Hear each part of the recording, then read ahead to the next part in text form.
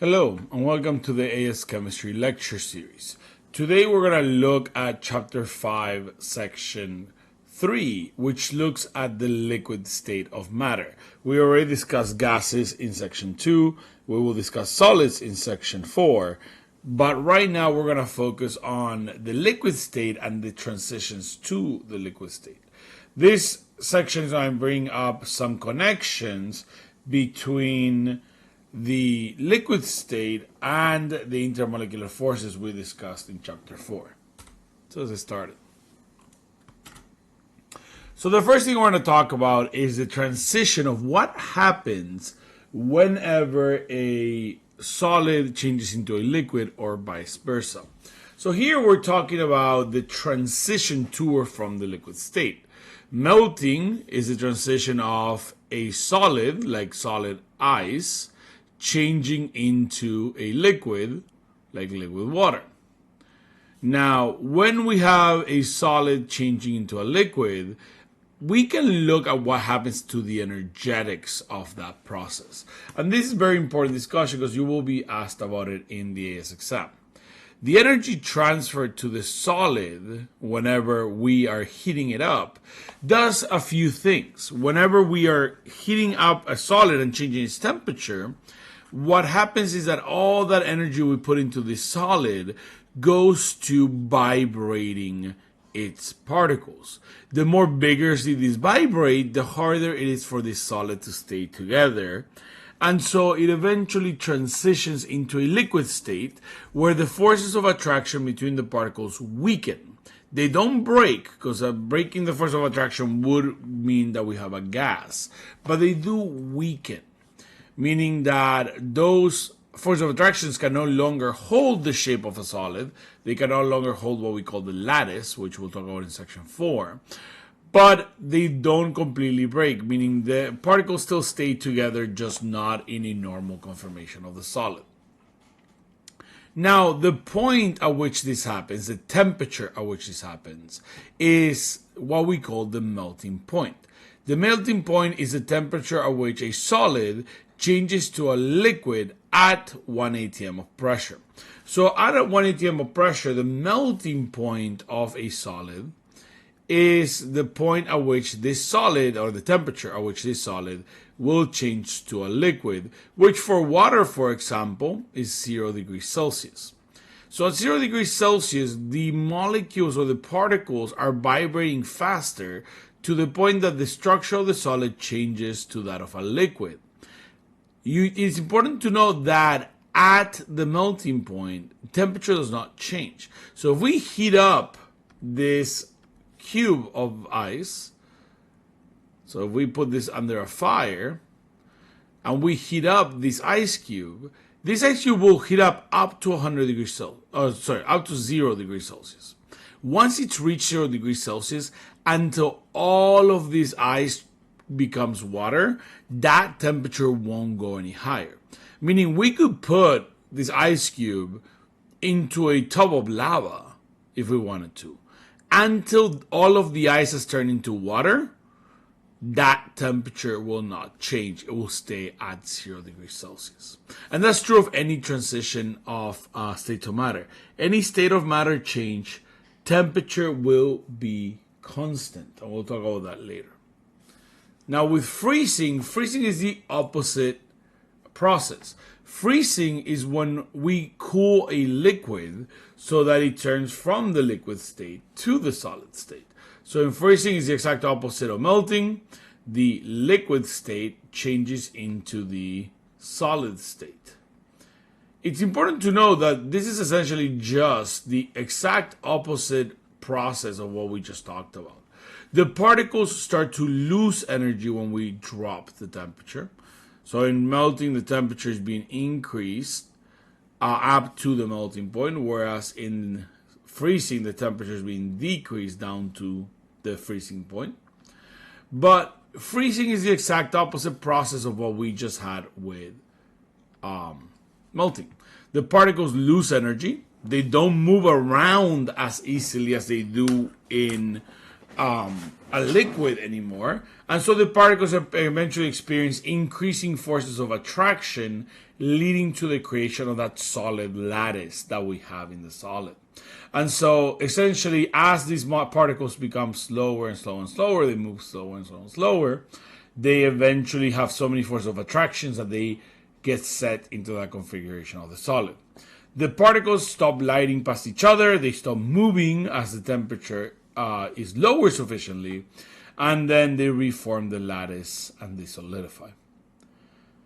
We call the point at which the liquid becomes a solid the freezing point, which is the same as the melting point. The freezing point would be 0 degrees Celsius as well. It's just going in the opposite direction. Instead of going from a low temperature to a higher one, like with melting, we're going from a high temperature to a low one with freezing. Most of the time, though, we will refer to it as the melting point, because we can talk about the melting point as the point at which a solid becomes a liquid, or if we're talking about a liquid becoming solid, the temperature at which it does that is still the melting point or the freezing point. Let's keep moving. Now, the other transition will be the transition between a vapor and the liquid. Now, when we heat a liquid up, if we heat it up enough, the energy transferred to a liquid makes the particles move faster. So that liquid is slowly starting to heat up. The particles are moving faster and faster and faster, and the force of attraction between the particles start to weaken and then eventually break. And that's one important distinction that we have to make. During the transition from solid to liquid,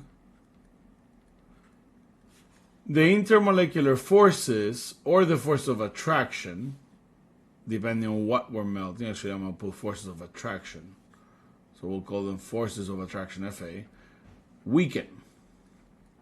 However, when we're looking at the change from a liquid to a solid, to a gas, the change from a liquid to a gas, the forces of attraction break. And that's an important distinction to make here. In a gas form, there are no force of attractions. We talked about this in section 2, how an ideal gas assumes that there are no forces of attractions between the particles. So when we go from the liquid state to the gas state, the force of attractions completely break, whereas the solid to a liquid state, they merely weaken. Now, force of attractions could be anything, right? They could be intermolecular forces if we're talking about molecular compounds. It could be ionic bonding if we're talking about an ionic compound. Or it could be metallic bonding if we're talking about a metallic compound, or not compound, but a metallic element. So keep this in mind because you will be asked about this and you need to use the proper terminology. Now, the particles with the most energy are the first to break from the liquid and become gases. That process is called evaporation, and it happens below the boiling point. This is a very important point to make here. During the heating of a liquid, we get evaporation before we get vaporization, and those are not the same things. Because when we have a sample like this one, even below the boiling point, there is the same number of particles going off into the gas state. Now, these particles, even though we're not boiling yet, some of these particles here are moving with enough speed that they can go into the gas phase. And we can see this in everyday life. If we think about a puddle, the puddle evaporates even though it is not 100 degrees outside. And that's simply because some of the particles in that puddle have enough kinetic energy to break off and free themselves into the gas phase. Particles in any sample can do this because they have various kinetic energies. So even if it's really, really cold, evaporation still happens because evaporation happens at below the boiling point. Now, at the boiling point of the liquid, the particles all become completely free from each other and they start moving into the gas state as that liquid boils. The process of a liquid becoming a gas at its boiling point, it's called vaporization. So this happens at the boiling point of any liquid. And this is when most of the particles, or all of the particles eventually, will become gases. So there's a very important distinction to make there, the difference between vaporization and evaporation.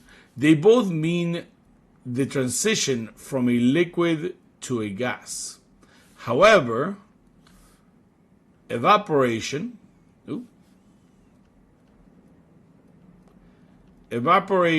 happens below the boiling point, whereas vaporization, I want to spell the British way here, vaporization happens at the boiling point. So be very careful with those processes because they are the same process. They're both a liquid becoming a gas. But evaporation happens below the boiling point, and it's only for some of the particles, because some of the particles have enough kinetic energy to break off into the gas phase. Whereas vaporization happens at the boiling point, and it's when majority of the particles have enough energy to move into the gas phase, and eventually will turn all of the sample into a gas. The amount of energy required to change 1 mole of a liquid to 1 mole of a gas is called the enthalpy change of vaporization, and this is an important word to know because it will come into play when we look at chapter 6. Enthalpy change of vaporization is not the temperature, but that it takes to vaporize something. It is the amount of energy in joules required to do it for 1 mole of a liquid. You need to know this definition. This is an important definition. What are the important parts to it? Amount of energy is an important part. To change 1 mole of a liquid to 1 mole of a gas. So that 1 mole is very important because the amount of energy for a specific amount of the liquid. So it's the amount of energy that it takes to take 1 mole of the liquid to 1 mole of the gas. That's the enthalpy change of vaporization. So if we were to put this into an equation, how would we do that? Let's say we want to know the enthalpy change of vaporization, which we often write as delta H vape, like this. This means enthalpy is H, and we'll talk about that in chapter 6. Delta means change, and then vap or vape means vaporization. So if we wanted to know the enthalpy change of vaporization of water, for example, how would we write this as an equation? 1 mole of a liquid turned to 1 mole of a gas.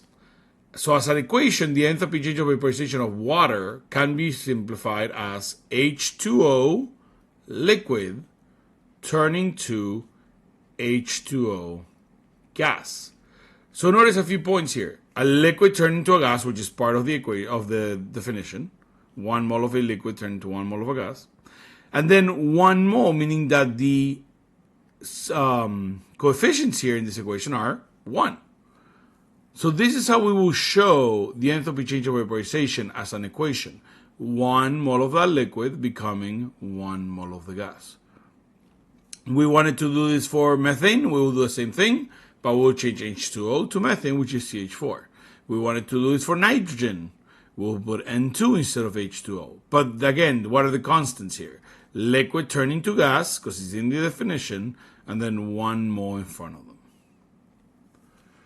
Now that's vaporization. What's the opposite of vaporization? Condensation. Condensation is the opposite process, so it's exactly the opposite of what we just discussed. When we cool down a gas, the particles are going to lose kinetic energy, so they're going to move slower. And then the molecules will move around more slowly. They experience increasing forces of attraction, so they become less and less like an ideal gas. And then eventually they move so close and they move so slowly that they will liquefy back into the liquid once the temperature is low enough. So again, the boiling point is the temperature at which a liquid becomes a gas. Condensation point will be the opposite, although they're the same number.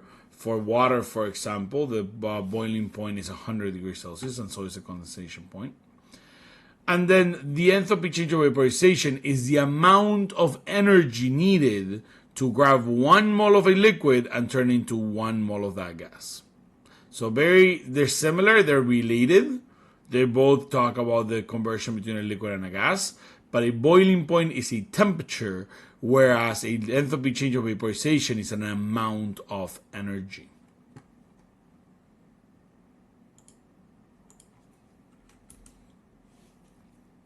Vapor pressure. Now, vapor pressure is another thing that we need to talk about because it deals with what happens when we have a gas over a liquid. All of the processes that we just talked about are reversible by just adjusting the temperature. These are all reversible processes because they're physical processes, they're physical properties. We can turn a liquid to a gas by heating it up. We can turn a gas to a liquid by cooling it down. We can take a solid and turn it into a liquid by heating it up. So we can go from H2O solid, which is ice, to H2O liquid by increasing the temperature. Or we can go from H2O liquid to H2O solid by cooling it down, bringing down the temperature. These are reversible processes. So, since evaporation can occur below the boiling point, we get a special condition here because we can't just control evaporation by changing the temperature. We will always have evaporation even below the boiling point. So any liquid that is in a closed container, or any liquid in general, will undergo evaporation. And it will always have gas molecules above the surface of the liquid. So, for example, if we have a glass of water or a beaker of water, the gas particles of the water vapor is what we call it, will exist on top of the liquid water. If we close that container, those water molecules that are evaporating to the gas phase are jumping around the beaker. That's why if you're in Florida and you feel that humidity is due to all the water vapor that's on top of the ocean water, and that's in the atmosphere. So, an equilibrium can be formed whenever you have a closed container. What is an equilibrium? An equilibrium is a process that goes back and forth and doesn't actually ever stop. So what do we mean by an equilibrium? If we have a closed container of water, some of the particles of water go into the gas phase through evaporation. But because these are trapped inside the container because the container is closed, they jump around and eventually, like these ones are doing right here, they find their way back into the liquid. So at the same time that the liquid is becoming a gas through evaporation, some of the gas particles are becoming a liquid through condensation. The gas particles keep moving back and forth from liquid to gas, gas to liquid, back and forth, back and forth, back and forth, meaning that there's always gas particles of water above the water surface. And this is true of any liquid.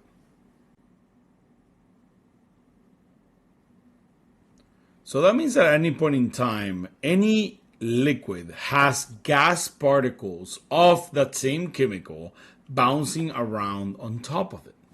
Like we discussed in section 2, whenever gas particles are bouncing around and they're enclosed, like if this container had a closed lid, they're going to crash into the sides of the container and therefore create pressure. Because pressure, all pressure is gas particles that are bouncing against the sides of a container. So this is very important. Why? Whenever we have gas particles crashing into the sides of a container, we create pressure. And because any liquid will have gas particles on top of it through this equilibrium between the liquid and the gas through evaporation, if we have a closed container of a liquid, we will have what we call vapor pressure. Vapor pressure is very simple. It's just the pressure created by the particles of a gas on top of a liquid, or more specifically, the pressure exerted by a vapor in equilibrium with a liquid. So vapor pressure is simply just the pressure that a gas creates like it normally does, but on top of its own liquid through this equilibrium. Now, why do we call it vapor pressure? So something very important to know here is the distinction between the words vapor versus a gas. Because to us, they mean the same thing. What is the difference between a vapor and a gas? A gas is supposed to be gas at room temperature. So, supposed to be.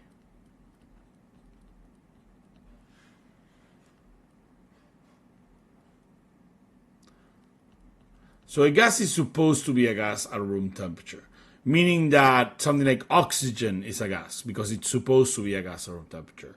Carbon dioxide is a gas because it's supposed to be a gas at room temperature. On the other hand, a vapor is not supposed to be a gas.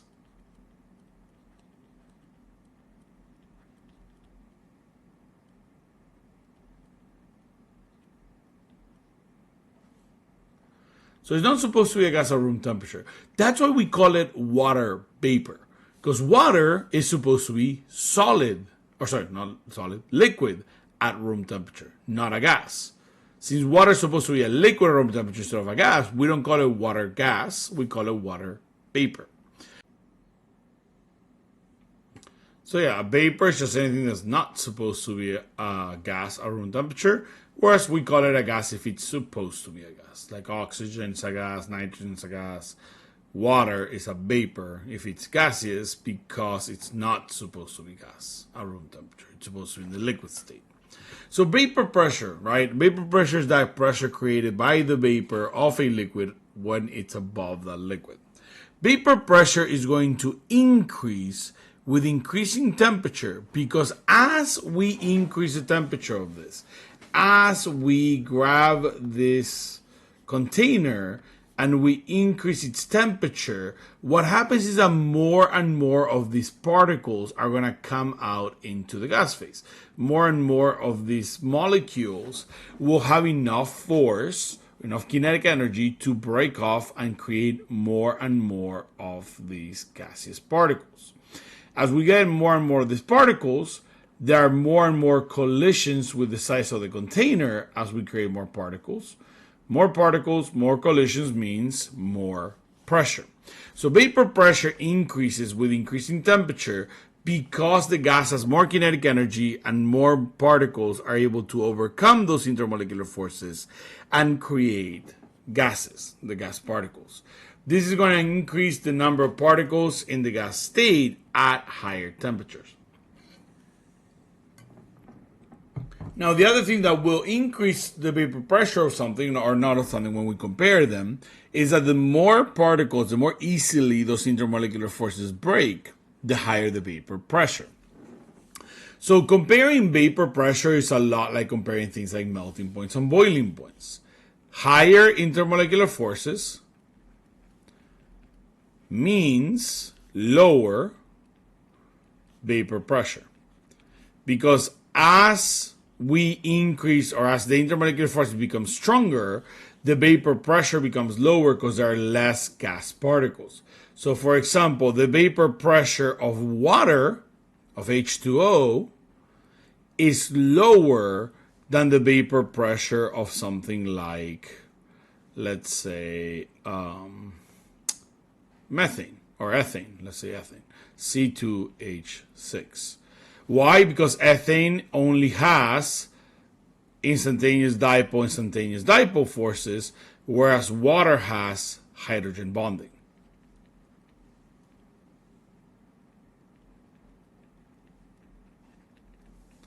Because water has hydrogen bonding and ethane only has instantaneous dipole, the intermolecular forces in water are higher, meaning we'll have a lower vapor pressure. So vapor pressure and intermolecular force strength are opposites. That is very important to know because you could be asked to compare the intermolecular forces of, the vapor pressure of two different liquids. But it's the same conversation we had in earlier chapters about the relationship of intermolecular forces with different physical properties. Now, let's talk about boiling point real quick to end this section. Remember, boiling point of a liquid is defined as the temperature at which it changes to a gas at 1 atmosphere of pressure. Remember, 1 atmosphere of pressure from the last section is the same as saying 101,325 pascals of pressure. That's the pressure at sea level.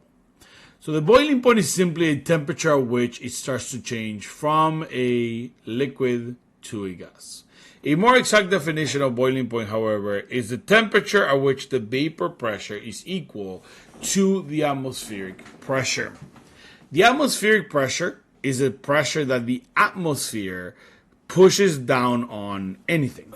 So when you say the atmospheric pressure is high, it means that there is a lot of pressure from the gases in the atmosphere onto something. So whenever something is below its boiling point, the pressure created by the vapor of the liquid, the vapor pressure, is lower than the atmospheric pressure. We'll call that AP, because those particles cannot escape. If the vapor pressure is lower than the atmospheric pressure, then the particles don't have enough force to push through the pressure that is being put down on the atmosphere. However, once the vapor pressure equals the atmospheric pressure, with the point at which we call the boiling point, then these particles are pushing out, the vapor particles are pushing out with the same amount of pressure as the atmosphere is pushing in. And what that does is that it allows these particles to then leave the container, leave the liquid, and then the whole liquid will start to boil. So even though, yes, the boiling point is the temperature at which the